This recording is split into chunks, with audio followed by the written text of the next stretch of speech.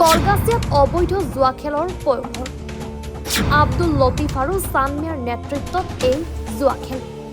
অবৈধ জুয়া খেলৰ বিৰুদ্ধে আৰক্ষীয়ে ব্যৱস্থা গ্ৰহণ নকৰাৰ অভিযোগ বৰপেটা জিলাৰ কলগাছিয়া আৰক্ষী থানাৰ অন্তৰ্গত হালধীয়া গাঁৱত দিনে নিশাই চলি আছে অবৈধ জান্দিমুণ্ডা জুয়া খেল কলগাছিয়াৰ আৰক্ষী থানাৰ পৰা মাত্ৰ 3 কিলোমিটাৰ দূৰত প্ৰায় 6 মাহ ধৰি চলি আছে জান্দিমুণ্ডা জুয়া খেল অভিযোগ মতে আব্দুল লতিফ আৰু চানমিয়া নামৰ দুজন লোকৰ নেতৃত্বত চলি আছে জুয়া খেল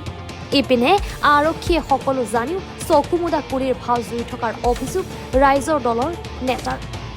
মুখ্যমন্ত্ৰী আৰু বৰপেটা জিলাৰ আৰক্ষী অধীক্ষকক জুৱা খেলৰ বিৰুদ্ধে বিহিত ব্যৱস্থা লোৱাৰ দাবী জনাইছে ৰাইজৰ দলৰ নেতাৰ লগতে একাংশ স্থানীয় লোকে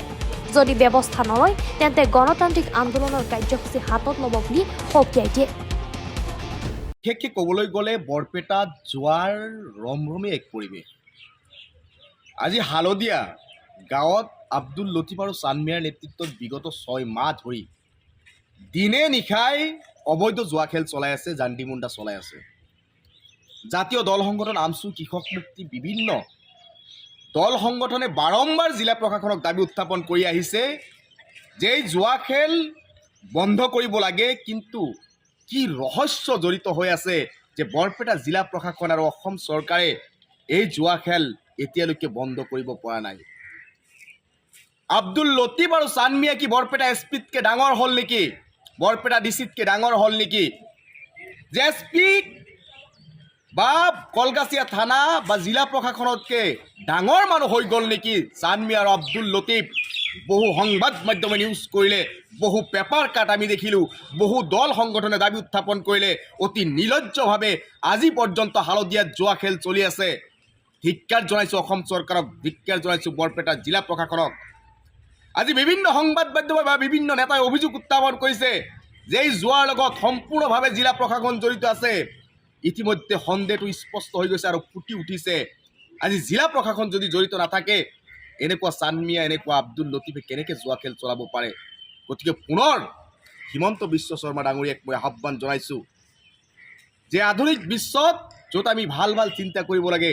তাত এই আমাৰ বৰপেটাত চৰকাৰৰ পৃষ্ঠপোষকত চলাই থকা হৈছে জুৱা এই নিৰ্লজ্জ যি কাণ্ড চলাই আহিছে সেই নিৰ্লজ্জ কাণ্ড অতি শীঘ্ৰে বন্ধ কৰিব লাগে অন্যথা এই জুৱাৰ বিৰুদ্ধে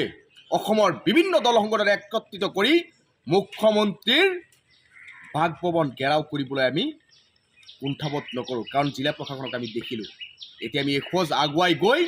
এই জুৱাক লৈ আমি হিমন্ত বিশ্ব শৰ্মাৰ বাসগৃহ ঘেৰাও কৰিবলৈ যাতে আমি বাধ্য হ'ব নালাগে তাৰ কাৰণে আকৌ এবাৰ দাবী উত্থাপন কৰিছোঁ যে অসম চৰকাৰৰ মুখ্যমন্ত্ৰী ডাঙৰীয়া বৰপেটা জিলা প্ৰশাসনৰ ডিচি এছপি মহোদয় আপোনালোকক ভৰিত ধৰি কৈছোঁ কাকতি মিনতি কৰিছোঁ যে সমাজখনক আপোনালোকে নিজ চকুৰে নিজে হাতে ধ্বংস হ'বলৈ নিদিব আপোনালোকে দায়িত্বত আছে অপসংস্কৃতি ৰোধ কৰাৰ দায়িত্বত আছে বা আইন শৃংখলাৰ দায়িত্বত আছে গতিকে কাকতি মিনতি কৰি আপোনালোকক শেষৰবাৰৰ বাবে অনুৰোধ জনাইছোঁ যে বৰপেটাৰ পৰা জুৱাৰুসকলক আপোনালোকে এটা এটাকৈ ধৰি আপোনালোকে জেলত প্ৰেৰণ কৰক আমাৰ সমাজখনক আমি ভালদৰে জীয়াই থাকিবলৈ আপোনালোকে অকণমান সুযোগ আমাক প্ৰদান কৰক ব্যুৰো ৰিপৰ্ট এনি ভাৰত 24